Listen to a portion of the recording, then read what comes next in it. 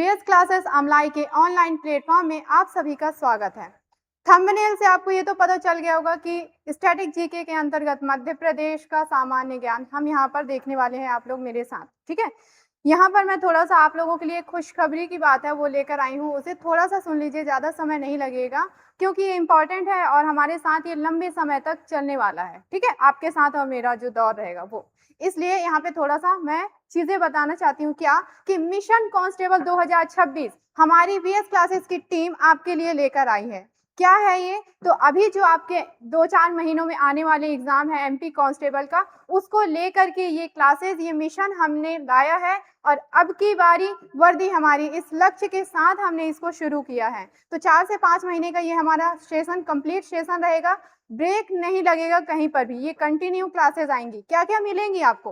तो इसमें आपको मिलेगा कंप्लीट सिलेबस, पूरा कंप्लीट सिलेबस। कहाँ मिलेगा? हमारे YouTube channel VS classes Amlai के यूट्यूब चैनल पे आपको कंप्लीट सिलेबस मिलेगा। ठीक है, फ्री ऑफ कॉस्ट है, ये भी ध्यान रखिएगा क्योंकि यूट्यूब पे मिलने वाला है। साथ में डेली क्लासेस आपको 3 से 4 वीडियोस एमपी कांस्टेबल के सिलेबस से रिलेटेड आपको मिलेंगी। ठीक है, इसके अलावा वीकली टेस्ट सीरीज रखा जाएगा ताकि आपका रिदम, पढ़ाई का रिदम हो या प्रैक्टिस का रिदम, टूटना नहीं चाहिए। ठीक है, पीडीएफ नोट्स भी मिलेंगे। कहाँ मिलेंगे आप चल करके मैं आगे बताऊंगी आपको।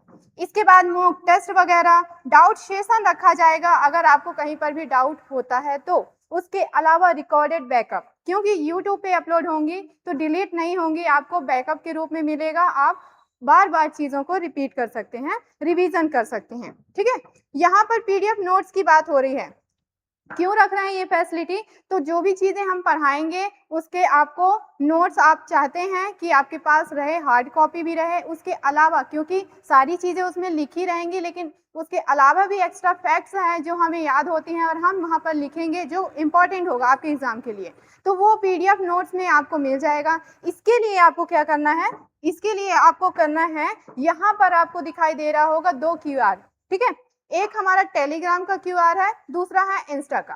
टेलीग्राम का क्यूआर आप स्कैन करिएगा, हमसे कांटेक्ट करिएगा, इसके माध्यम से जिस भी सब्जेक्ट का आपको और जब का जिस भी लेक्चर का आपको पीडीएफ चाहिए वो आपको हम प्रोवाइड कराएंगे। फ्री ऑफ कॉस्ट होगा, ये भी परेशान होने की जरूरत नहीं है। इंस्टा में आप जाएंगे तो वहां पर आपको हमारे वीएस क्लासेस अमलाई की तरफ से ही जो भी करंट इश्यूज हैं और दूसरे जीके जीएस से रिलेटेड शॉर्ट वीडियोस आपको वहां पे मिल जाएंगी। यानी आपकी तैयारी कहीं से भी नहीं रुकने वाली है अगर आप कंटिन्यू हमारे साथ जुड़े रहेंगे तो। ठीक है, तो बहुत ही अच्छी चीज है ये कि हम आपके लिए सारी चीजें एक ही प्लेटफॉर्म में लेकर के आ रहे हैं। 4 से 5 टीचर्स आपको ये सारी चीजें पढ़ाने वाली हैं लगातार 4 से 5 महीने तक। ये सफर हमारा चलता रहेगा जब तक, कब तक? जब तक कि आपको वर्दी नहीं मिल जाती। तो हम अपने तरफ से अपना 100% देने वाले हैं। आपको भी कोशिश करना है कि आपको खुद के लिए ये मेहनत करनी है, आपको पूरा सेशन अटेंड करना है, तभी जाकर के आपको वर्दी मिल सकती है। अगर वर्दी से प्यार है तो मेहनत से नहीं भागी। ठीक है ना? चलिए, तो अब मिशन कांस्टेबल में या जो एमपी कांस्टेबल की परीक्षा होती है उसकी थोड़ी सी प्रक्रिया वगैरह समझ लेते हैं। यहाँ पर देखिए, जो भी 2026 में आने वाले एक्सपेक्टेड एग्जाम है उसमें जो पदों की गिनती निकली है वो अंदाजा निकला है या अनुमान था 7500, लगभग 7500 भर्ती इसमें आने वाली है बच्चों। बहुत बड़ा संख्या है, ठीक है ना, बहुत बड़ा नंबर है ये। और एमपी पुलिस कांस्टेबल के साथ एसएफ का भी इसमें पद शामिल है। ठीक है, तो दोनों को मिलाकर के लगभग 7500 पदों में ये भर्ती आने वाली है। इसके अलावा इसकी प्रक्रिया क्या होगी? कई बच्चे ऐसे होंगे, क्यों? क्योंकि ये जो एग्जाम होने वाला है ये 10th बेस पे है। ये चीज मैं यहाँ पे क्लियर कर दूं कि जो भी 10th क्वालिफाइड है साथ में उसकी एज 18+ है। 2 चीजें सबसे ज्यादा कंपलसरी हैं कि 10th पास हो, साथ में 18+ उसकी एज हो, तब जाकर के वो एलिजिबल हो जाएगा इस एग्जाम के लिए। तो इसके लिए जो 10वीं के बच्चे अगर भर रहे हैं, जो 18 साल के हो चुके हैं, तो उनके लिए ये चीजें बेसिक हो जाएंगी कि कैसे पैटर्न में आपका एग्जाम होता है, क्या क्या होता है। इसलिए यहाँ पे थोड़ा सा आपको रिकैप जैसा बता रही हूँ, बाकी इंट्रोडक्शन वीडियो में सारी चीजें हो चुकी हैं। तो देखिए, भर्ती प्रक्रिया कितनी होगी? 2 चरणों में होती है। वैसे तो मुख्य रूप से ये 4 हैं, लेकिन मुख्य आपके 2 होंगे इसमें से। ठीक है, सबसे पहला कंप्यूटर आधारित परीक्षा, ये आपका सीबीटी टेस्ट होने वाला है। ठीक है, ऑब्जेक्टिव टाइप के क्वेश्चंस मिलेंगे आपको अटेंड करने के लिए। ठीक है, इसके अलावा जैसे आप इसको क्वालिफाई कर जाते हैं तो आप फिर फिजिकल टेस्ट के लिए, फिजिकल एलिजिबिलिटी टेस्ट के लिए एलिजिबल हो जाएंगे। ठीक है ना? इसके बाद ही आप ये वाला टेस्ट दे पाएंगे। फिर थर्ड में जब आप ये दोनों क्वालिफाई कर जाते हैं तो ये आपका टेस्ट होता है, कौन सा, मेडिकल टेस्ट होता है, और लास्ट में डॉक्यूमेंट वेरिफिकेशन होता है, और उसके बाद आपको ज्वाइनिंग लेटर मिल जाएगी। क्लियर है? इतनी सी जो बेसिक चीजें हैं वो मैं यहाँ पर बता रही हूँ। तो बहुत अच्छी बात है कि 10th लेवल से स्टार्ट है, पर जो दुख की बात है या घबराने की बात ये भी है कि 10th प्लस तो है, लेकिन इधर इसके बाद जो भी 11th है, 12th है, ग्रेजुएशन है, पोस्ट ग्रेजुएशन है, या पहले से कई सालों से जो तैयारी कर रहे हैं वो भी इस पोस्ट को भर सकते हैं। ये सभी के लिए है, ठीक है ना? तो इसीलिए आपको मेहनत करनी है, क्योंकि आपका जो कंपटीशन, जो अभी शुरू कर रहे हैं पढ़ाई या अभी बहुत सारी चीजें नहीं जान रहे हैं, तो उनके लिए ये चीज है कि उनको घबराने की जरूरत है कि कंपटीशन बहुत ज्यादा होने वाला है। पर अगर आप हमारा ये सेशन जो मिशन कांस्टेबल 2026 लेकर आ रहे हैं, आप पूरा सेशन जो है ईमानदारी के साथ अटेंड करते हैं तो आपका एग्जाम जरूर निकलेगा। ठीक है, चलिए आगे बढ़ते हैं। देखिए थोड़ा सा यहाँ पे चीजें बता देती हूँ, क्या क्या चीजें आपके एग्जाम में होने वाली हैं। तो देखिए तीन पार्ट्स में आपका यहाँ पर एग्जाम होगा, या जो भी आपका कंप्यूटर आधारित टेस्ट होने वाला है उसमें क्या क्या चीजें आएंगी। तो टोटल 100 क्वेश्चंस आने वाले हैं। देखिए 100 क्वेश्चंस होगा, 100 मार्क्स का होगा, और 3 पार्ट्स में ये बटा हुआ है। पहले पार्ट में आपको सामान्य ज्ञान मिलेगा, तार्किक जीके जो है तार्किक ज्ञान मिलेगा। दूसरे पार्ट में आपको बौद्धिक क्षमता और मानसिक अभिरुचि। ये जो सामान्य ज्ञान है और तार्किक ज्ञान, ये 40 नंबर का होगा और 40 प्रश्न के साथ में, ठीक है ना, यानी 20-20 अंकों का होगा और 20-20 प्रश्न यहाँ से होंगे। इसके अलावा दूसरा बौद्धिक क्षमता एवं मानसिक अभिरुचि है, ये 30 नंबर का होगा और 15-15 नंबर का 15-15 क्वेश्चन यहाँ से उठाए जाएंगे, आएंगे। ठीक, विज्ञान एवं अंक गणित, यहाँ से 30 नंबर का 30 प्रश्न आने वाला है, इन सभी को मिला करके 100 प्रश्न और 100 मार्क्स आपके बनते हैं। ठीक है ना? इसके लिए समय कितना मिलेगा आपको? तो आपको 120 मिनट यानी पूरे 2 घंटे का समय मिलेगा इस टेक्स्ट को आपको निकालने के लिए। क्लियर है? और आपके जो ये परीक्षा के जो संस्थान है, मतलब कहाँ पे ये होने वाले हैं, तो अलग अलग आपको डिस्ट्रिक्ट मिल जाएंगे, वो फिर आपको नोटिफिकेशन वगैरह में मिल जाएगा, कोई दिक्कत नहीं है। ठीक है, इसके अलावा यहाँ पे मैं एक चीज क्लियर कर रही हूँ कि अभी तो इसमें कोई निगेटिव मार्किंग नहीं है। क्लियर है? अभी तक एमपी कांस्टेबल में माइनस मार्किंग नहीं रही है, लेकिन 4-5 महीने बाद जो एग्जाम होने वाला है और नोटिफिकेशन आएगा तो उम्मीद है या हो सकती है, संभावना है, ठीक है ना, हो सकती है, पॉसिबिलिटी है, कंफर्म नहीं है, पर अभी इसमें नकारात्मक अंक का प्रावधान नहीं है। इतनी चीज मैंने क्लियर कर दी। ठीक है, चलिए फिर आगे बढ़ते हैं। अब देखिए थंबनेल में जैसे बताया कि मैं जो है आपको स्टैटिक जीके के अंतर्गत मध्य प्रदेश का सामान्य ज्ञान पढ़ाने वाली हूँ। तो सामान्य ज्ञान में क्या क्या टॉपिक हमारा होने वाला है, देखिए कि मध्य प्रदेश का सामान्य ज्ञान है, उसके अलावा समसामयिकी यानी करंट अफेयर है, भारतीय अर्थव्यवस्था है, भूगोल है, इतिहास है, राजनीति शास्त्र है, खेल, कला, विज्ञप्ति, विविध, मिसलेनियस।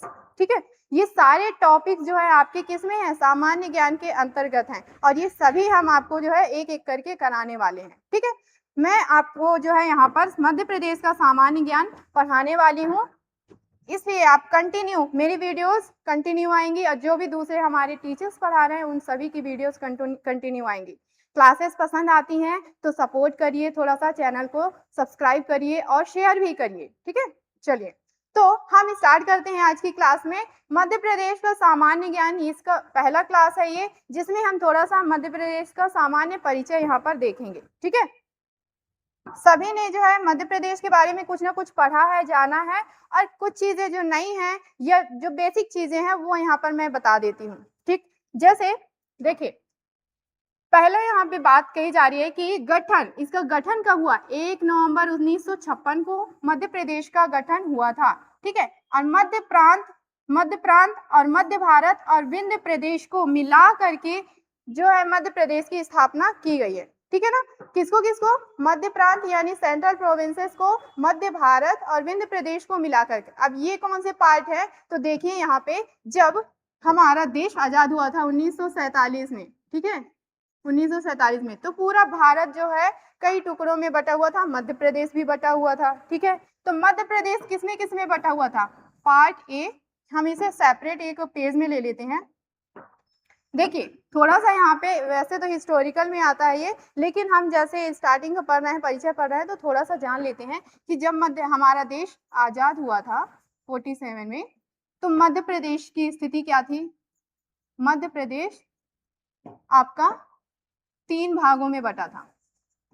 वैसे तो 4 भाग भी कह सकते हैं, लेकिन 3 भाग में ही वो शामिल है, ठीक है, चौथा भाग भी। कौन कौन से 3 भाग हो गए? तो पार्ट ए, ठीक है, सेंट्रल प्रोविंसेस एंड बरार, ठीक है, सेंट्रल प्रोविंसेस एंड बरार ये क्षेत्र था जिसकी राजधानी हुआ करती थी, राजधानी नागपुर, नागपुर, ठीक है। और जब इसका पुनर्गठन हुआ मध्य प्रदेश का 56 में, तब जाकर के नागपुर जो है मुंबई को दे दिया गया था और महाराष्ट्र में है, ध्यान रखिएगा। पार्ट ए कहलाता था ये आपका, ठीक। दूसरा पार्ट था आपका पार्ट बी, पार्ट बी जिसे मध्य भारत कहा गया, ठीक है, मध्य भारत। और इसकी 2 राजधानियां थी, इसकी 2 राजधानियां थी, ठीक है। कौन कौन सी? एक तो ग्वालियर, ग्वालियर, दूसरी इंदौर। ये कब की स्थिति की बात कर रहे हैं हम? 1947 के जस्ट बाद की बात कर रहे हैं, ठीक है ना।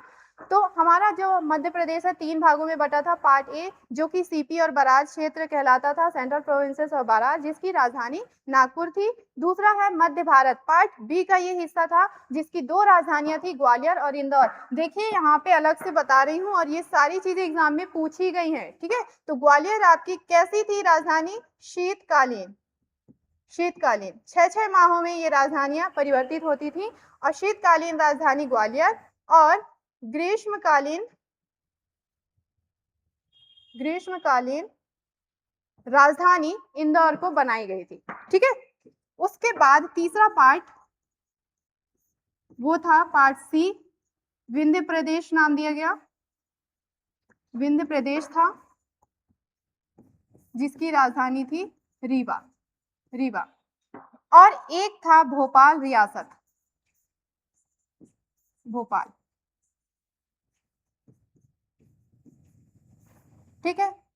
चलिए, तो क्या था, जब 1947 में देश आजाद हुआ गया था तो सभी पूरे राज्य सभी जो है स्वतंत्र हो गए थे, लेकिन भोपाल एक रियासत था, वहाँ के जो नवाब थे हमीदुल्ला खां, वो जो है इसे स्वतंत्र नहीं करना चाह रहे थे, सेपरेट एक देश कंट्री जैसा अपना शासन करना चाहते थे वहाँ पे, ठीक है। तो उन्होंने भोपाल को वहाँ पे स्वतंत्र नहीं किया था, फिर भी भोपाल मध्य प्रदेश के बीचों बीच था, तो इसे जो है शामिल कर दिया गया, किसमें? पार्ट सी का ही हिस्सा माना गया। क्लियर है इतनी चीजें? तो यहाँ पर वापस हम आते हैं, कैसे? वही चीजें मैं जो बता चुकी हूँ कि कैसे 3 पार्ट्स में बटा था। और जब 1 नवंबर 1956 को मध्य प्रदेश का गठन हुआ, तो इन तीनों पार्ट्स को, मध्य प्रांत, मध्य भारत और ये विंध्य प्रदेश, इन सभी को, कितने थे ये? टोटल 79, टोटल 79 रियासत कहना चाहिए। इन रियासतों को मिला करके मध्य प्रदेश का गठन किया गया था, ठीक है। चलिए आगे बढ़ते हैं। इसका पुराना नाम क्या था? सेंट्रल प्रोविंसेस, सेंट्रल प्रोविंसेस के नाम से इसे जाना जाता था। अंतिम पुनर्गठन 1 नवंबर 2000 को, ठीक। अब 1 नवंबर 2000 को क्या हुआ था बताइए? मध्य प्रदेश से छत्तीसगढ़ अलग हुआ था, ठीक है, मध्य प्रदेश से छत्तीसगढ़ अलग हुआ था। कुछ कुछ चीजें यहाँ से रिलेटेड हैं, जैसे देखिएगा, अब जब 1 नवंबर 1956 में ये गठन हुआ था, उस समय जिलों की संख्या थी 43। ध्यान रखिएगा, कब की बात कर रहे हैं? 1 नवंबर 1956 को गठन की मांग हुई थी। उसके बाद यहाँ पर क्या किया गया कि उसे संगठित करके मध्य प्रदेश को बनाया गया, और उस समय जिलों की संख्या 43 थी, ठीक है। उसके बाद जब राज्य का दोबारा से पुनर्गठन होता है 1 नवंबर 2000 को, जब मध्य प्रदेश से छत्तीसगढ़ को अलग कर दिया जाता है 16 जिलों के साथ, ठीक है। यहाँ पर छत्तीसगढ़ जो है 16 जिलों के साथ पृथक होता है, और यहाँ पर जिलों की संख्या बच जाती है शेष 45। ध्यान रखेंगे, ठीक है। यहाँ पर मैं बता देती हूँ वापस से क्या क्या देखा हमने, कि ये 3 पार्ट्स में ऐसे बटे हुए थे मध्य प्रदेश 1947 के बाद। फिर उसके बाद 1956 में राज्य का पुनर्गठन होता है, ठीक है, पुनर्गठन होता है। और इसके लिए क्या किया जाता है? एक कमेटी, एक आयोग गठित की जाती है, एक आयोग गठित की जाती है किसकी अध्यक्षता में? फजल अली की। फजल अली, ये नाम भी ध्यान रखेंगे। तो फजल अली की अध्यक्षता में इस आयोग का गठन किया जाता है, राज्य को पुनर्गठित किया जाता है, इन सभी पार्टों को उसमें शामिल किया जाता है और 1956 में तत्कालीन रूप से उसमें जो जिले शामिल होते हैं उस समय 43 जिले होते हैं, टोटल 79 रियासतों को मिलाकर के मध्य प्रदेश को बनाया जाता है। ठीक है, दोबारा से जब 1 नवंबर 2000 को राज्य पुनर्गठन होता है, राज्य पुनर्गठन, इसमें छत्तीसगढ़ जो है अलग हो जाता है। ठीक है, कितना? 16 जिलों के साथ, 16 जिलों के साथ। तब मध्य प्रदेश में कितने जिले शेष बचे? मध्य प्रदेश में जिलों की संख्या बची थी 45। ठीक है, ये डेटा याद रखेंगे, पूछा जाता है कि 2000 में जब पुनर्गठन हुआ तो जिलों की संख्या कितनी थी, जब 1956 में गठित हुआ था मध्य प्रदेश तब जिलों की संख्या कितनी थी और कैसे कैसे बने थे, ये लास्ट वाली स्लाइड में आपको बताऊंगी। सारी चीजें हम समझेंगे, परेशान होने की बिल्कुल भी जरूरत नहीं है। ठीक है, चलिए फर्स्ट स्लाइड में वापस से आते हैं। तो इधर देखिएगा, इसका हम भौगोलिक स्वरूप देखते हैं, मध्य प्रदेश का यहाँ पर भौगोलिक स्वरूप देखते हैं। उसका पहले तो हम विस्तार देखेंगे। ठीक है, विस्तार कैसे? उत्तर से दक्षिण और पूरब से पश्चिम कितना विस्तार है किलोमीटर में? तो उत्तर से दक्षिण इसका विस्तार होता है 605 किलोमीटर और पूरब से पश्चिम की ओर इसका विस्तार होता है 870 किलोमीटर। ठीक है, तो उत्तर से दक्षिण, ऊपर से नीचे आप कितना देखेंगे? मध्य प्रदेश जो है 605 किलोमीटर तक फैला हुआ है और पूरब से पश्चिम तक, यानी इसकी चौड़ाई की हम बात करें तो 870 किलोमीटर तक इसका विस्तार है। ठीक है, इसके अलावा इसका जो क्षेत्रफल है वो कितना है? लगभग 3,08,252 किलोमीटर स्क्वायर है और पूरे भारत के क्षेत्रफल का यह जो है 9.38% है, 9.38% है और देश का क्षेत्रफल की दृष्टि से देश का दूसरा सबसे बड़ा राज्य है। ठीक है, देखिए अगर ये नागपुर वगैरह, बरार क्षेत्र, ये सब नहीं अलग होते तो आज की डेट पे मध्य प्रदेश जो है क्षेत्रफल की दृष्टि से सबसे बड़ा राज्य होता। ठीक है ना, बहुत सारे पार्ट्स इसमें से अलग कर दिए गए, दूसरे राज्यों में शामिल कर दिए गए, इसलिए इसका आकार अभी दूसरे स्थान पर है। ठीक है, तो पहले स्थान पर कौन सा है? तो राजस्थान, पहले स्थान पर राजस्थान है। ठीक है, ध्यान रखिएगा। मध्य प्रदेश का अक्षांशीय और देशांतरी विस्तार क्या होगा वो भी देख लेते हैं। ठीक है, अक्षांशीय और देशांतरी विस्तार का मतलब क्या होता है समझिए। जैसे हमारा ग्लोब होता है, ग्लोब है, समझते हो ना?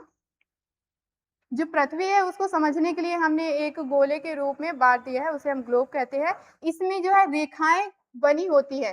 ठीक है, ये काल्पनिक रेखाएं होती है, तो जो इस तरह की आड़ी रेखाएं होती हैं हम उसे बोलते हैं अक्षांश रेखाएं। ये क्या है? हमारी अक्षांश रेखाएं। और इसी गोले पर हमने कुछ खड़ी रेखाएं भी खींची हैं काल्पनिक, जिसे हम बोलते हैं देशांतर रेखाएं। देशांतर रेखाएं, मान लो अब ये तो चीजें क्लियर है कि हमारा जो भारत है उत्तरी गोलार्ध में स्थित है। अगर बीच से इसको काट दें तो इसको बोलेंगे आपका नॉर्थ गोलार्ध, जो उत्तरी गोलार्ध हुआ। ठीक है ना, और ये हो गया आपका दक्षिणी गोलार्ध, तो उत्तरी गोलार्ध में स्थित है। अगर मान लो मध्य प्रदेश की स्थिति कुछ यहाँ पर है, कुछ इस तरह से यहाँ पर दिया हुआ है। ठीक, तो इसमें क्या हो जाएगा? हम देखेंगे यहाँ से शुरू हो रहा है, यहाँ पे खत्म हो रहा है, यानी ये वाला जो अक्षांश है ये कौन सा वाला डेटा है और कहाँ पे खत्म हो रहा है, ये भी आपका अक्षांशीय विस्तार होगा। इसी तरह हम देशांतर की तरफ से देखेंगे कि यहाँ पर से मध्य प्रदेश शुरू हो रहा है, यहाँ पे खत्म हो रहा है, तो ये वाला जो आपका डेटा इंडिकेशन कर रहा है जो वो कौन सा है और लास्ट में जो है यहाँ पर वो कौन सा है। तो उसी विस्तार की बात हम यहाँ पर कर रहे हैं कि जो मध्य प्रदेश का विस्तार होता है वो कितना होता है? अक्षांशीय की बात कर रहे हैं सबसे पहले, तो 21 डिग्री 6 से 26 डिग्री 30। ठीक है, 21 डिग्री 6 उत्तरी अक्षांश से 26 डिग्री 30 उत्तरी अक्षांश तक। ठीक, अगर ऊपर हम यहाँ की बात करें तो इधर क्या हो जाएगा आपका 21 डिग्री 6 और यहाँ जहां पर खत्म हो रहा है ये अक्षांशीय रूप में, वहां पर 26 डिग्री 30 उत्तरी अक्षांश तक इसका विस्तार है। ठीक है, वहीं देशांतरीय विस्तार की अगर हम बात करें तो शुरू होता है कहां पर? 74 डिग्री से, 74 डिग्री 9 से कहां तक? 74°9 से लेकर के आपका 82°48। ठीक है, अब डेटा ये समझ लीजिएगा, जब भी फिर जियोग्राफी इसका पढ़ाऊंगी अलग से तो फिर से चीजें मैं रिपीट करूंगी। ठीक है, ये बेसिक सामान्य परिचय है मध्य प्रदेश का, इसलिए यहाँ पर डेटा आप थोड़ा सा समझ लीजिए कि अक्षांशीय विस्तार कहाँ तक है मध्य प्रदेश का, 21°6 से 26°30 और उत्तरी अक्षांश, और 74°9 से 82°48 पूर्वी देशांतर तक इसका विस्तार फैला हुआ है। क्लियर है इतनी चीजें? ठीक है, समय अंतराल की बात करें तो पश्चिम से पूर्व के मध्य 34 मिनट का अंतर आपको देखने को मिलेगा। इसके अलावा कर्क रेखा जो है 14 जिलों से होकर के गुजरती है। ठीक, सबसे इंपॉर्टेंट फैक्ट है, इसे ध्यान रखिएगा। मध्य जो कर्क रेखा है वो भारत के मध्य प्रदेश के बीचों बीच से गुजरती है। मध्य प्रदेश की अगर बात करें तो मध्य प्रदेश के बीचों बीच से गुजरती है। ठीक है, और 14 जिलों से होकर के गुजरती है। ठीक है, मध्य प्रदेश का जो बीचों वाला हिस्सा, बीचों बीच का जो हिस्सा कहना चाहिए, मध्य प्रदेश का केंद्र बिंदु, केंद्र बिंदु कहां पर है तो ये है सागर में, सागर। क्लियर है? इतने फैक्ट आप ध्यान रखिएगा। इसके अलावा कुछ चीजें हैं जैसे कि सबसे ऊंचा स्थान धूपगढ़ है, महादेव की पहाड़ी पर स्थित है, बिल्कुल। सबसे निचला हिस्सा कहलाता है नर्मदा सोन घाटी। ठीक है, और सर्वाधिक गर्म स्थल कौन सा है मध्य प्रदेश का? खजुराहो। सबसे ठंडा स्थल है शिवपुरी। ये हमारी फर्स्ट स्लाइड की जो डेटा है या डिटेल्स है कंप्लीट होती है। अगली स्लाइड में चलते हैं। ठीक है, ये भी आप लोग स्क्रीनशॉट ले सकते हैं। देखिए, अब यहाँ पर हम बात कर रहे हैं सीमावर्ती राज्यों के। क्या है, मध्य प्रदेश जो है उसकी सीमाएं जो है अन्य राज्यों को छूती है। ठीक, क्योंकि हमारा मध्य प्रदेश बीचों बीच है तो उसकी सीमाएं दूसरे कई राज्यों से लगी हुई हैं। तो मध्य प्रदेश के कई जिले हैं जो दूसरे राज्यों से लगी हुई हैं, तो उन जिलों की संख्या और फिर उनका नाम, इन्हें जानना बहुत ज्यादा जरूरी है। प्रश्न यहाँ से आते हैं, लास्ट में आपको मैं प्रश्न भी बताऊंगी किस तरह से पूछे जाते हैं। ठीक है ना? तो देखिए, अगर उत्तर प्रदेश, जैसे मध्य प्रदेश है, इसको थोड़ा सा छोटा करते हैं, हाँ, मध्य प्रदेश की बात कर रहे हैं, तो इसका जो ऊपरी हिस्सा है या उत्तरी वाला जो हिस्सा है वो उत्तर प्रदेश को टच करती है। ठीक है, उत्तर प्रदेश को टच करती है।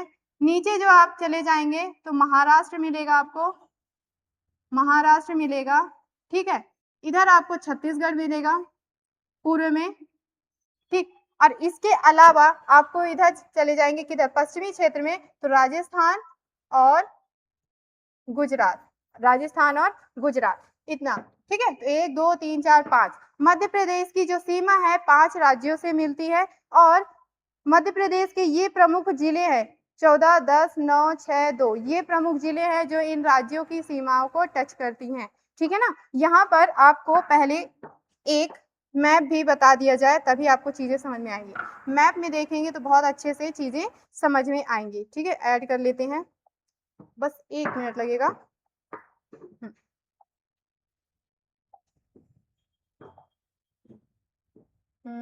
ये, हाँ, चलिए देखिए,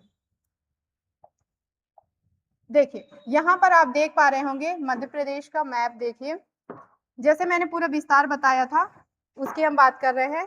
ठीक है, चल, हाँ, देखिए, तो हमने उसका विस्तार बता दिया था। उत्तर से दक्षिण कितना है आपका 605 है, पूरब से पश्चिम 870 किलोमीटर है। ये मैंने उसका अक्षांशीय और देशांतरी विस्तार भी बताया था। और अभी बताया कि मध्य प्रदेश की जो 14 जिले हैं वो कर्क रेखा से होकर के गुजरती, सॉरी, कर्क रेखा जो है मध्य प्रदेश के 14 जिलों से होकर के गुजरती है। तो वो 14 जिले आप यहाँ पर देख पा रहे हैं, रतलाम, उज्जैन, आगर मालवा, राजगढ़, सीहोर, भोपाल, विदिशा, इसके अलावा रायसेन, सागर, दमोह, कटनी, जबलपुर, उमरिया, शहडोल, इन जिलों से होकर के कर्क रेखा गुजरती है। मध्य प्रदेश का केंद्र बिंदु क्या था? अभी जस्ट मैंने बताया था, सागर, मध्य प्रदेश का केंद्र बिंदु। इसके अलावा जैसे सीमाएं पढ़ रहे हैं तो सीमा में मैंने बताया कि मध्य प्रदेश की सीमा कौन कौन से राज्यों को टच करती है। उत्तर में उत्तर प्रदेश, ठीक है, दक्षिण में आपका महाराष्ट्र, पूर्व में आपका छत्तीसगढ़, और पश्चिम में क्या था? गुजरात और राजस्थान। ठीक है,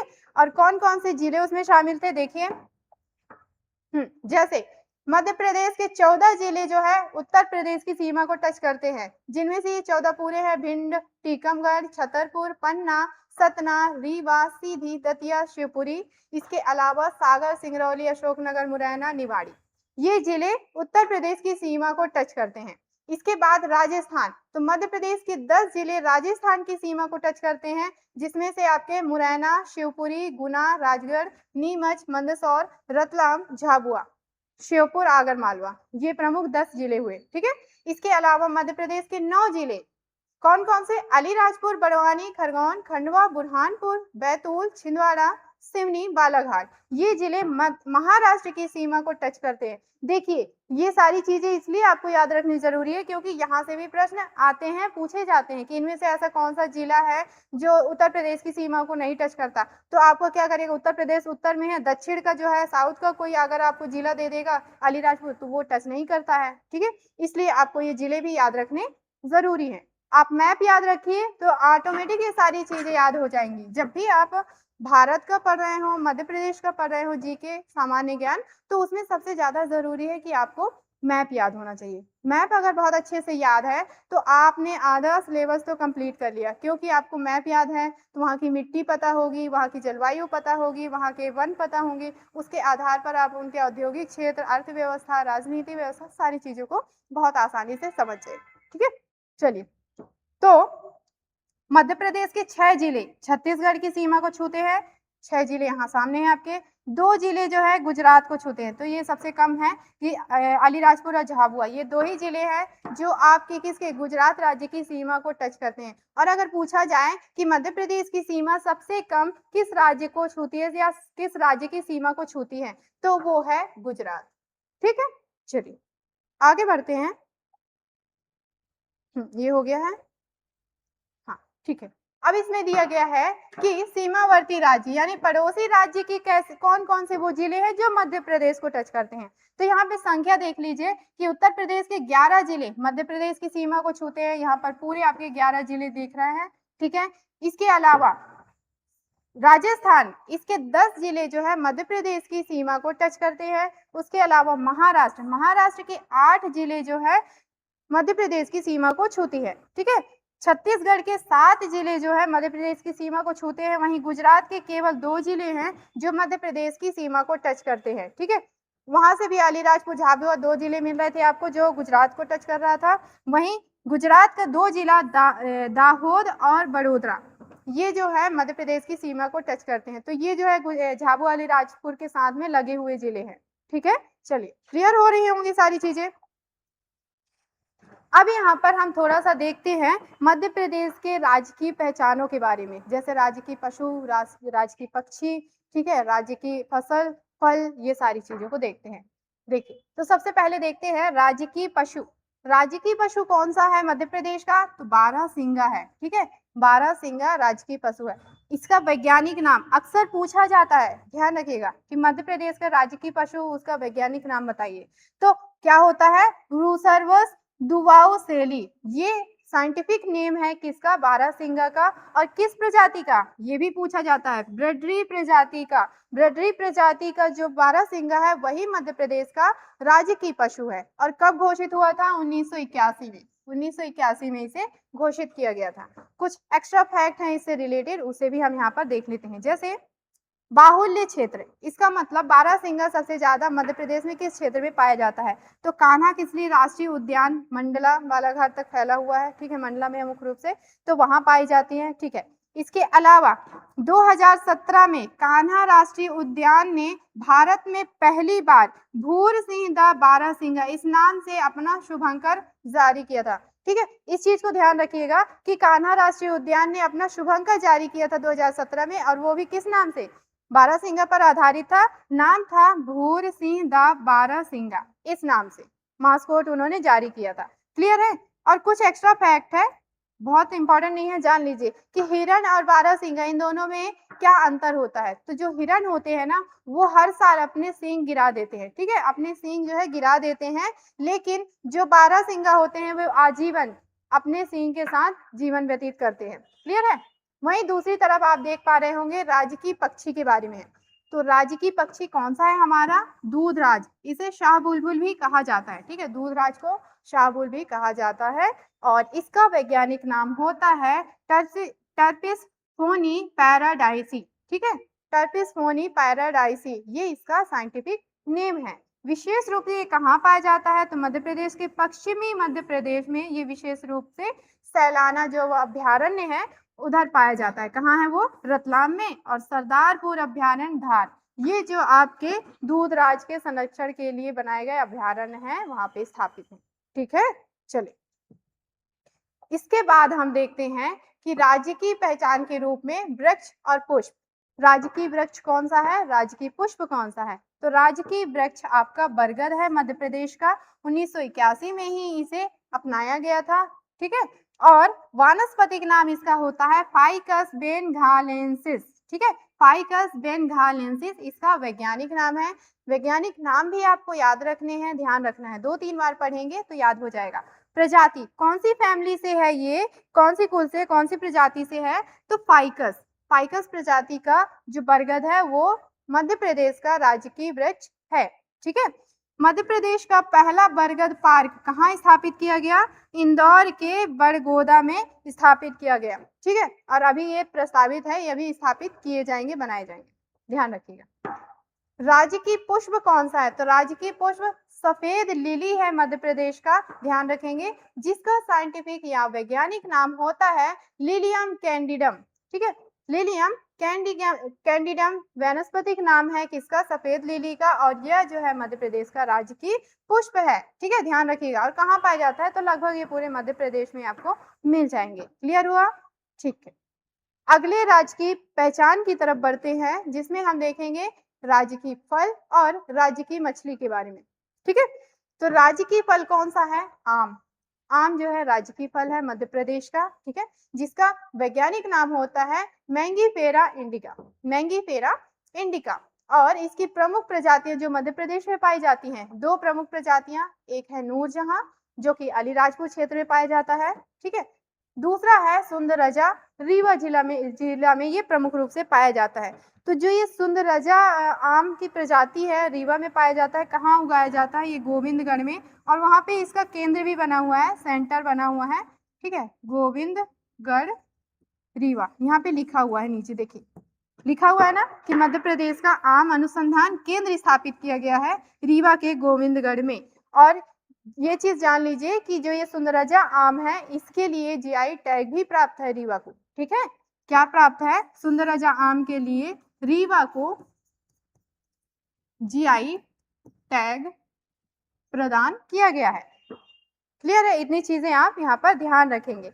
साथ में यहाँ पर कुछ चीजें और बताई गई हैं, जैसे जापान की विश्व की सबसे महंगी प्रजाति कौन सी प्रजाति है आम की? ताइयो नो टमैंगो। ठीक है, इसका उत्पादन कहाँ शुरू किया गया है? हमारे मध्य प्रदेश के जबलपुर में। और ये सबसे महंगी, पूरे विश्व की सबसे महंगी प्रजाति है आम की। और कहाँ पे उगाई गई थी? ये जापान की, जो अब हमारे मध्य प्रदेश के जबलपुर में उगाई जा रही है। ठीक है, अगला देखते हैं हम राज्य की पहचान में मछली के बारे में। राज्य की मछली कौन सी है मध्य प्रदेश की? महाशीर। 2011 में इसे घोषित किया गया था राज्य की मछली के रूप में।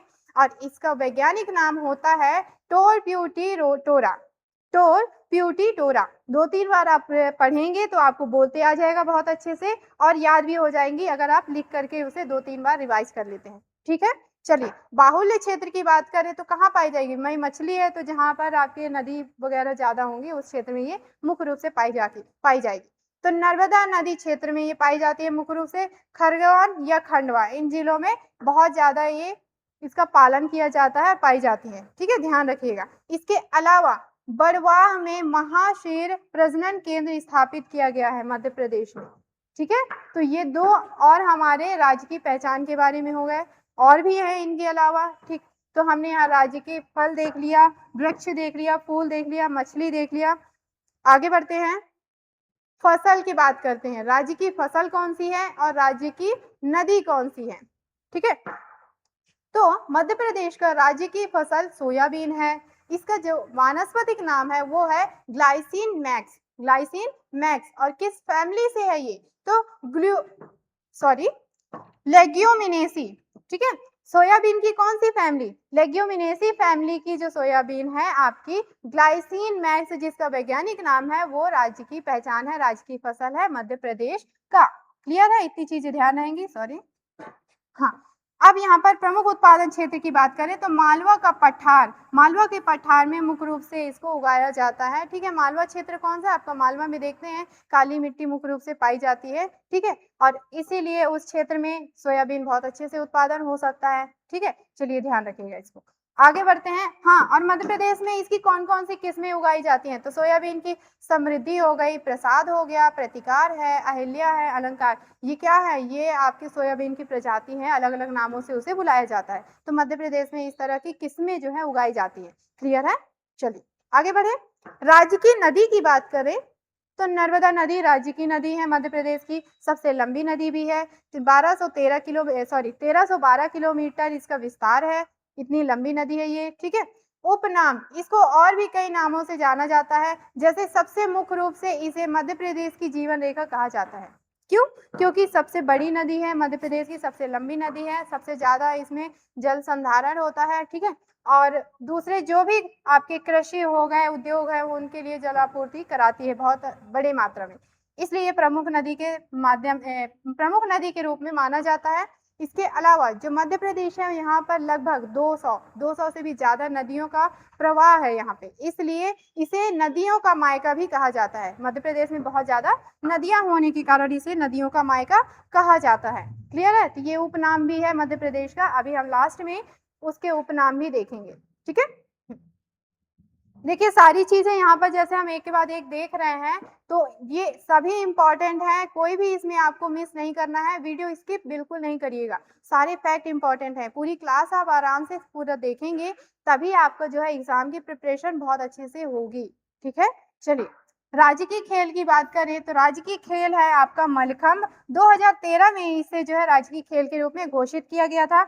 हाँ, इसके अलावा मलखंभ से रिलेटेड बहुत सारी चीजें, बहुत सारे खिलाड़ियों के नाम, उसमें क्या क्या चीजें होती है, उससे संबंधित पुरस्कार, इन सभी से रिलेटेड वीडियो जो है हमारे चैनल पर अपलोड है पहले से ही, आप वहां पर जाकर के उसे और डिटेल में देख सकते हैं। ठीक है, आगे बढ़ते हैं। मुख्य रूप से कहाँ पे ये प्रचलित है, तो मालवा क्षेत्र में प्रचलित है।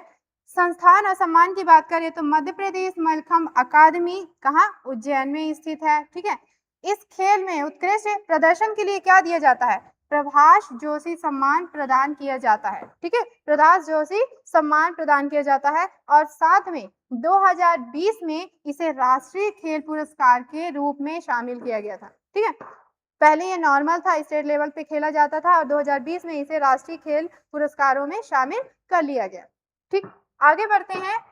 राज्य की गान की बात करते हैं तो मेरा मध्य प्रदेश है। ठीक है, सुख का दाता सबका साथी मेरा मध्य प्रदेश है, ये सॉन्ग जो है, ये गीत जो है आपका राज्य की गान है मध्य प्रदेश का। इसे किसने लिखा है, तो इसे श्री महेश श्रीवास्तव जी ने लिखा है, और 2010 में इसे घोषित किया गया था। ठीक है, लॉन्च किया गया था, लाया गया था।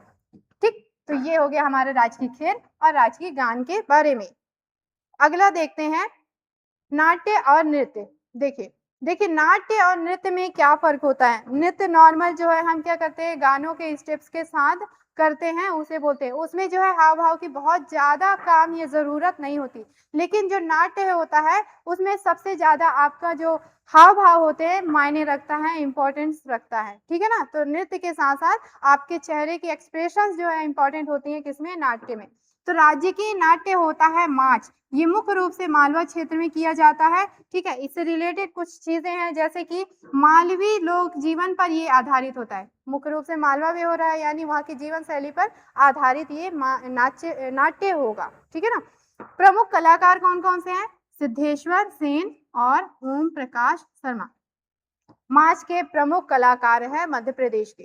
ठीक, वहीं दूसरी तरफ आते हैं नृत्य में, तो राज्य की नृत्य राई है, मुख्य रूप से बुंदेलखंड और बघेलखंड। ये कौन सा क्षेत्र है, तो ये आदिवासियों का क्षेत्र है। ठीक है, ध्यान रखिएगा, आदिवासी बाहुल्य क्षेत्र है, और इसी क्षेत्र में आपका राई जो है प्रमुख राजकीय नृत्य के रूप में किया जाता है, और बहुत ही फेमस नृत्य भी है वहाँ की, ध्यान रखेंगे। ठीक है, अब देखिए यहाँ पर थोड़ा सा चेंज किया गया है, कैसे आप अंतर कर पाएंगे या डिफरेंस कर पाएंगे कि बुंदेलखंड में जो राई होती है वो कैसी होती है या बघेलखंड की कैसी होती है। तो यहाँ पर वहाँ जो मृदंग होते हैं या उनके जो वाद्य यंत्र होते हैं जिसके माध्यम से राई नृत्य किया जाता है, उस वाद्य यंत्र के माध्यम से आप उनमें डिफरेंस कर पाएंगे। जैसे कि अगर बुंदेलखंड की राई नृत्य है तो उसमें मृदंग का यूज किया जाएगा, मृदंग का प्रयोग किया जाएगा। आप यहाँ पर देख पा रहे हैं मृदंग और ढोलक अलग अलग यहाँ पर देखने को मिल रहा है, ठीक है। तो दूसरा, जबकि बघेलखंड में ढोलक का प्रयोग किया जाता है, तो ये आपका क्या हो गया, ये ढोलक हो गया, ये आपको मृदंग हो गया, मृदंग, ठीक। तो मृदंग और ढोलक में ये अंतर है कि अगर मृदंग के साथ राई नृत्य किया जा रहा है तो वो बुंदेलखंड का होगा, और अगर ढोलक के साथ राई नृत्य हो रहा है तो वो बघेलखंड का होगा। क्लियर है।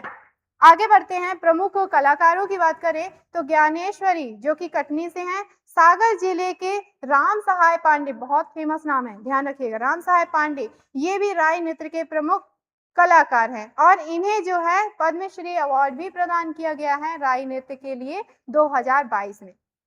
इंपॉर्टेंट है, करेंट अफेयर का तो है ही, इंपॉर्टेंट फैक्ट है, यहाँ से इसे ध्यान रखेंगे, नोट कर लेंगे आप लोग। आगे बढ़ते हैं, और ये हमारा जो राजकीय चिन्ह है या राजकीय पहचान उनमें से लास्ट है।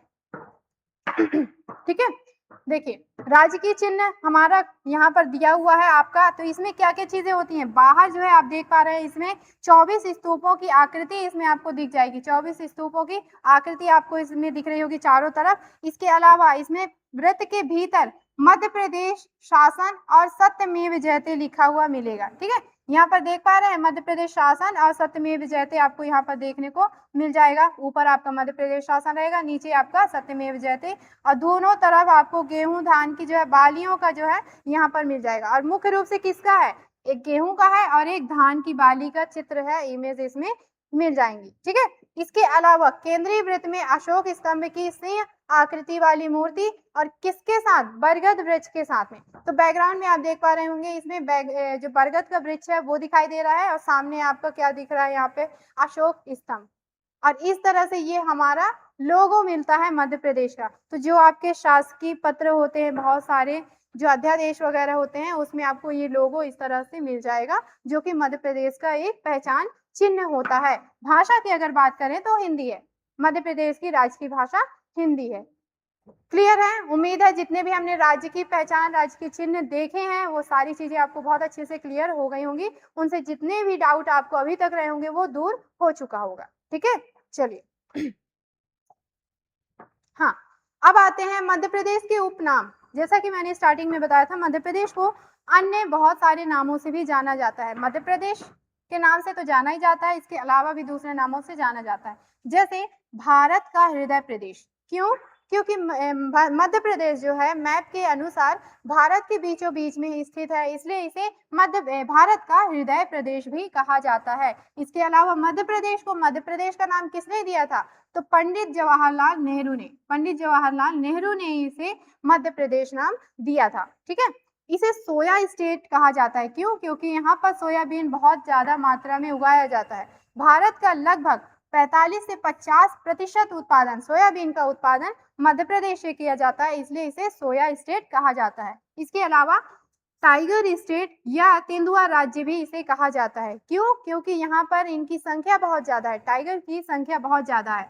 तो सर्वाधिक बाघ लगभग जो है 785 संख्या जो अनुमानता यहाँ पे ली गई है अभी, वो है यहाँ पे मध्य प्रदेश में, और सर्वाधिक तेंदुओं की संख्या लगभग 4000 यानी 3907 गिनती की गई है, इतने यहाँ पर पशु हैं, और इन्हीं के कारण जो है इसे टाइगर स्टेट के नाम से जाना जाता है, ठीक है। अगला उपनाम है मध्य प्रदेश का चीता स्टेट। तो कूनो नेशनल पार्क में चीतों देखा गया है, आपको बहुत सारे चीतों को बाहर से नामीबिया वगैरह से ला करके उनका पुनर्वास कराया गया है कूनो नेशनल पार्क में, ठीक है ना। आगे बढ़ते हैं, इसे नदियों का मायका कहा जाता है, मैंने स्टार्टिंग में बताया, क्योंकि यहाँ पे बहुत सारी नदियां जो है, नदियों का उद्गम स्थल है मध्य प्रदेश, इसलिए इसे नदियों का मायका कहा जाता है। लगभग 200 से भी ज्यादा नदियां मध्य प्रदेश में प्रवाहित होती हैं। आगे बढ़े, इसे हीरा प्रदेश के नाम से भी जाना जाता है, क्यों, क्योंकि भारत का एकमात्र स्थान है मध्य प्रदेश जहां, कौन सा, पन्ना जिला खासकर, जहां से हीरा उत्पादन किया जाता है, ठीक है।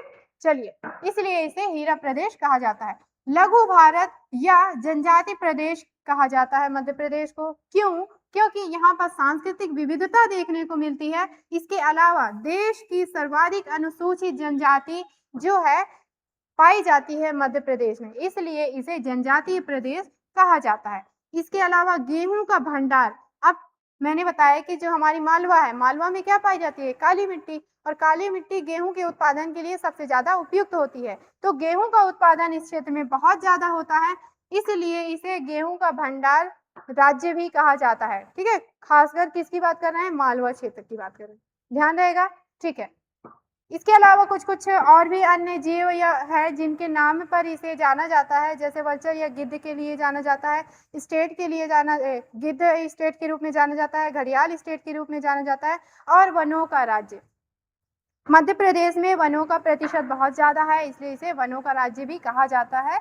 इसके अलावा कुछ एक दो और एक्स्ट्रा फैक्ट यहाँ पर देखने को मिल रहा है, उसे भी देख लीजिए। जैसे भेड़ाघाट, मध्य प्रदेश का जबलपुर में पाया जाता है भेड़ाघाट। भेड़ाघाट में संगमरमर की नगरी कहा जाता है, क्यों? क्योंकि वहां पर संगमरमर, जबलपुर जो है संगमरमर के प्रकारों के लिए बहुत ज्यादा फेमस है, खासकर भेड़ाघाट, तो इसे संगमरमर की नगरी के रूप में जाना जाता है। मध्य प्रदेश का ही इंदौर जिला, जिसे मिनी मुंबई के रूप में और अहिल्या नगरी के रूप में जाना जाता है, तो अहिल्या बाई की कर्मस्थली जन्मस्थली रही है, इसलिए उसे अहिल्या नगरी के रूप में जाना जाता है इंदौर को। ठीक है, उज्जैन, इसे मंदिरों या मूर्तियों का नगर कहा जाता है, और साथ में महाकाल की नगरी, जो आपकी महाकाल वहां पर स्थित है।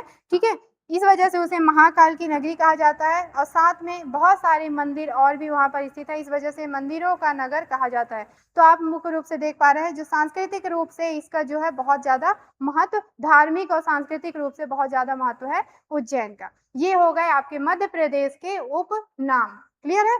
चलिए अब यहाँ पर देखते हैं विविध राजधानियां, मध्य प्रदेश की विविध राजधानियां। जैसे अभी मध्य प्रदेश का तो एक ही राजधानी होगा, भोपाल। ठीक है, लेकिन अलग अलग क्षेत्रों में मध्य प्रदेश में राजधानियां कौन कौन सी हैं यहाँ पे? जैसे प्रशासनिक राजधानी मध्य प्रदेश की भोपाल हो गई, 1956 में बनाया गया था। संगीत राजधानी, मध्य प्रदेश की संगीत राजधानी सतना को कहा जाता है, और सतना में मुख्य रूप से कौन सी जगह? मैहर।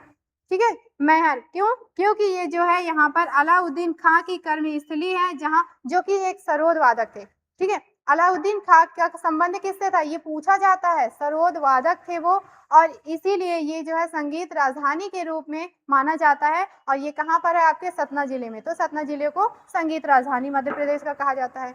न्यायिक एवं सांस्कृतिक राजधानी कहा जाता है जबलपुर को, सांस्कृतिक या संस्कार राजधानी जबलपुर को कहा जाता है। आपके जो राज्य है मध्य प्रदेश, उसका जो हाई कोर्ट है वो कहाँ है? जबलपुर में है, इसलिए उसे न्यायिक राजधानी कहा जाता है।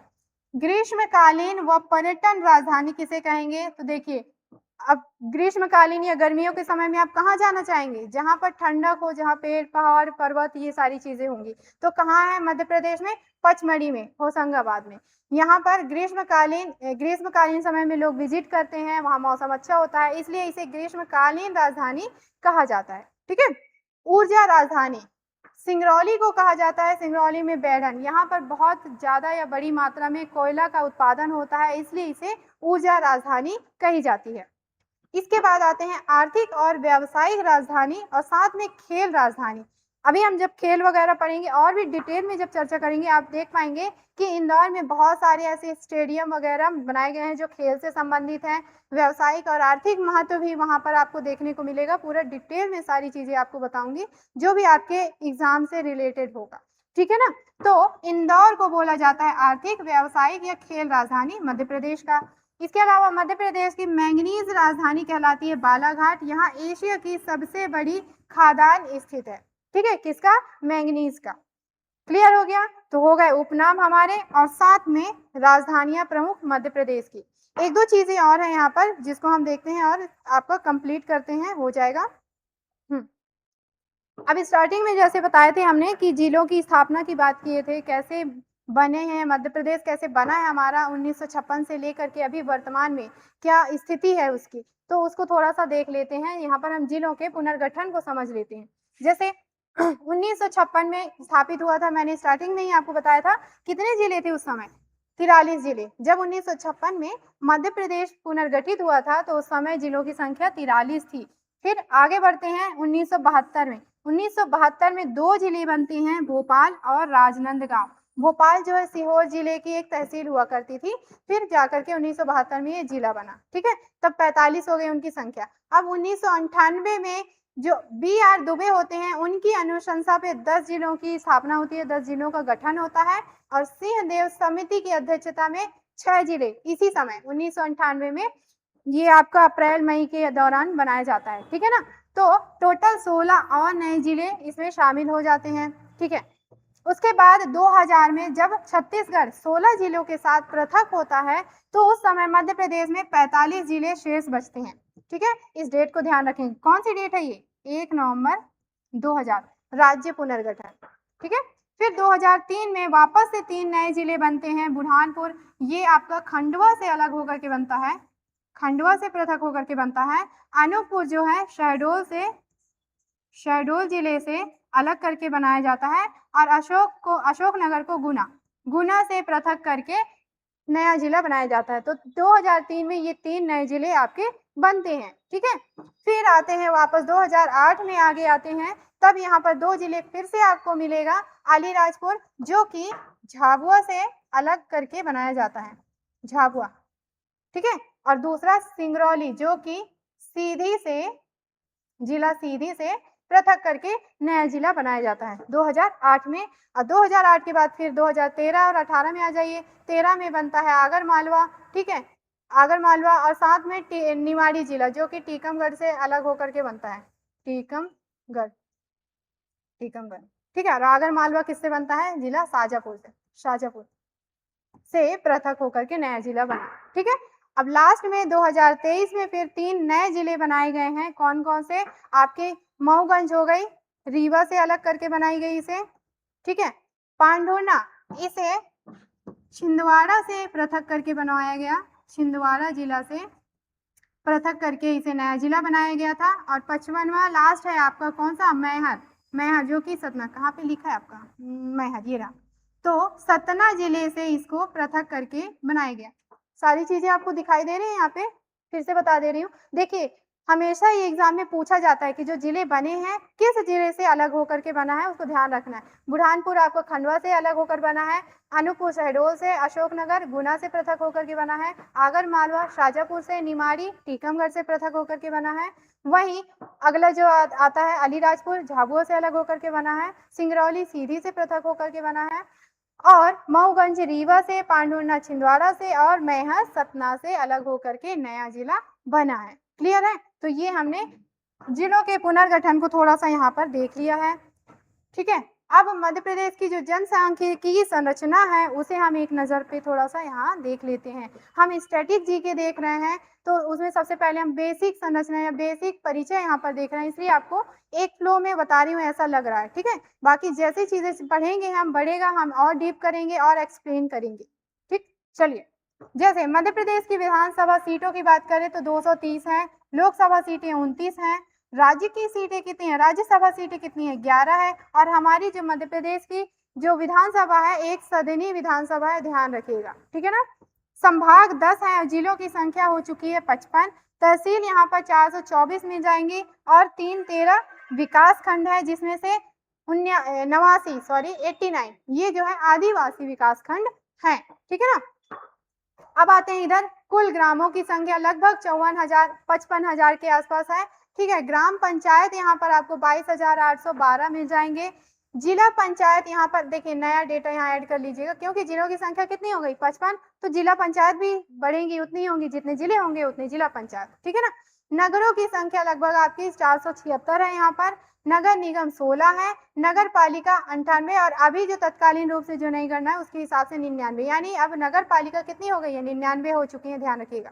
नगर परिषद 294 है। इसके अलावा मध्य प्रदेश की जो जनसंख्या है वो कितनी है, लगभग 7,26,26,809 लगभग है, ठीक है।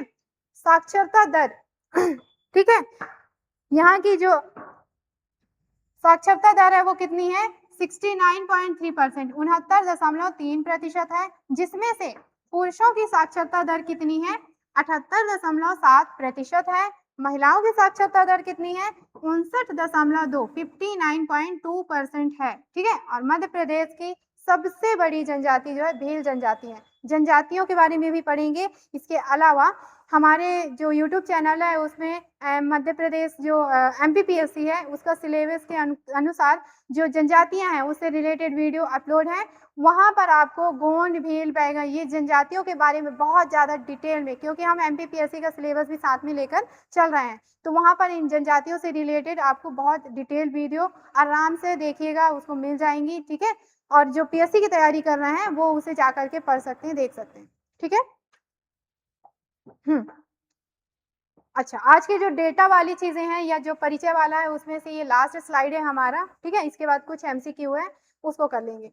देखिए यहाँ पर मध्य प्रदेश में प्रथम, सबसे बड़ा और सबसे छोटा कौन सा है, किस क्षेत्र में है, उसको देख लेते हैं। जैसे क्षेत्रों की बात करें तो जनसंख्या घनत्व की अगर हम बात करें तो मध्य प्रदेश में सबसे ज्यादा जनसंख्या घनत्व कहाँ है, भोपाल में। कितना, 855 व्यक्ति प्रति किलोमीटर, ठीक है, वर्ग किलोमीटर में पाई जाती है। क्षेत्रफल की बात करें तो क्षेत्रफल में सबसे बड़ा, हाँ, घनत्व में सबसे छोटा भी देखना है ना साथ में। जनसंख्या घनत्व सबसे कम डिंडौरी में है, 94 व्यक्ति प्रति किलोमीटर है आपके। क्षेत्रफल की दृष्टि से संभाग सबसे बड़ा जबलपुर है और सबसे छोटा नर्मदापुरम, होशंगाबाद। क्षेत्रफल की दृष्टि से सबसे बड़ा जिला छिंदवाड़ा है और सबसे छोटा जिला है जिला नीमाड़ी। ठीक है, वहीं जनसंख्या की दृष्टि से सबसे बड़ा जिला हमारा होगा इंदौर और जनसंख्या की ही दृष्टि से सबसे छोटा जिला होगा जिला हरदा।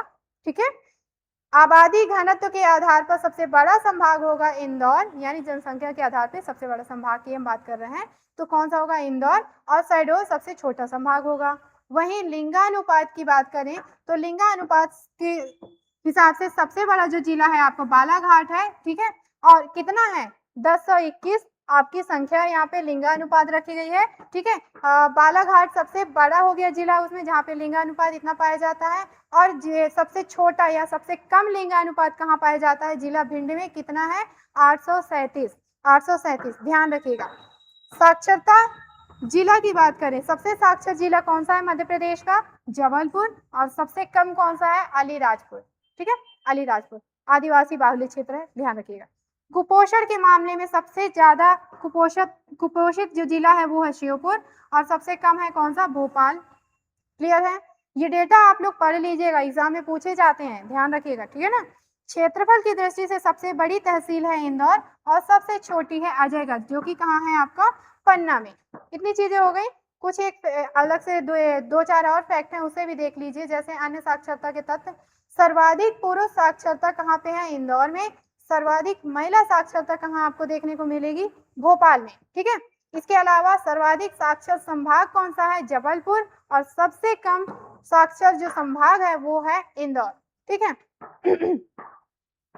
तो देखिए यहाँ पर एक चीज और हम देख पा रहे हैं कि जनसंख्या की जब भी बात आएगी सबसे ज्यादा तो हम जबलपुर को देखते हैं, और जब भी साक्षरता की बात आएगी तो सबसे ऊपर हमारा इंदौर रहेगा, ध्यान रखिएगा। ठीक है, तो ये था हमारा आज का पूरा लेक्चर, जिसमें हमने मध्य प्रदेश का पूरा परिचय देखा है, कैसे उसका गठन हुआ है, उसके जो राज्य की पहचान है उनको हमने यहाँ पर देख लिया है। ठीक है, उसके अन्य नाम, मध्य प्रदेश को किन अलग अलग नामों से जाना जाता है, उसकी प्रमुख राजधानियों के बारे में हमने पढ़ा, जिलों का पुनर्गठन हमने पढ़ लिया। ये सारी चीजें हमारी यहाँ पर कंप्लीट हो गई। अब यहाँ लास्ट में देखिए 2 स्लाइड में आपको यहाँ पे कुछ चीजें दिख रही हैं। यहाँ पर आपको एमसीक्यू यानी कुछ क्वेश्चंस दिखाई दे रहे होंगे, ये आपके एमपी कांस्टेबल के ही क्वेश्चन है। ठीक है, एमपी कांस्टेबल प्रीवियस ईयर में जो भी हमने टॉपिक आज के वीडियो में पढ़ा है, खत्म किया है, उससे रिलेटेड क्वेश्चंस यहाँ पे दिए हुए हैं, प्रीवियस ईयर के हैं। ये मैं आप लोगों के लिए छोड़ करके जा रही हूँ वर्क के रूप में। ठीक है, एक और स्लाइड है, इसे स्क्रीनशॉट ले लीजिए जल्दी से। हाँ, दूसरा आपको ये रहा। ठीक है, तो ये जितने क्वेश्चंस है आपके प्रीवियस ईयर में पूछे जा चुके हैं, आप इन्हें सॉल्व करिएगा, लगाइएगा, और इनके जवाब हमें कमेंट बॉक्स में बताइएगा। ठीक है, उम्मीद करती हूँ सारी चीजें बहुत अच्छे से समझ में आई होंगी। नेक्स्ट सेशन में हम फिर से मिलेंगे, इसी को हम आगे से कंटिन्यू करेंगे। चलिए फिर मिलते हैं अगली वीडियो में। Take care.